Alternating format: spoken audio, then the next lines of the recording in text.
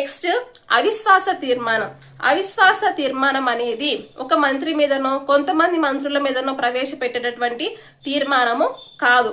ఇది మొత్తం ప్రభుత్వం మీదనే ప్రవేశపెట్టేటటువంటి తీర్మానం. దీనికి కనీసం 50 మంది సభ్యుల మద్దతు అనేది కంపల్సరీ. గుర్తుపెట్టుకోండి, ఇది లోక్సభలో మాత్రమే ప్రవేశపెట్టాల్సి ఉంటుంది. దీనికి కారణం చూపించాల్సిన పని లేదు. ఇది ప్రభుత్వాన్ని సవాల్ చేసేటటువంటి ఒక తీర్మానం అన్నమాట. ఈ తీర్మానము నెగ్గితే ప్రభుత్వం అనేది ఖచ్చితంగా రాజీనామా చేయవలసి ఉంటుంది. అధిక సార్లు ఈ అవిశ్వాస తీర్మానాన్ని ఫేస్ చేసినటువంటి ప్రధాని ఎవరు అంటే ఇందిరాగాంధీ. మొట్టమొదటిసారిగా ఫేస్ చేసినటువంటి ప్రధాని ఎవరు అంటే నెహ్రూ. లాస్ట్ది విశ్వాస తీర్మానం. విశ్వాస తీర్మానం అనేది లోక్సభలో పార్టీ అనేది విశ్వాసాన్ని కోల్పోతే అధికారాన్ని కూడా కోల్పోతుంది.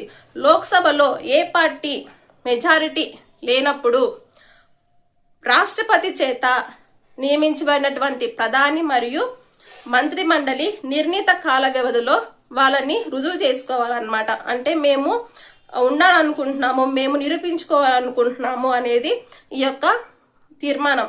అంటే ఈ విశ్వాసము వీగిపోతే ఖచ్చితంగా వాళ్ళు రాజీనామా చేయవలసిన పని ఉంది అన్నమాట.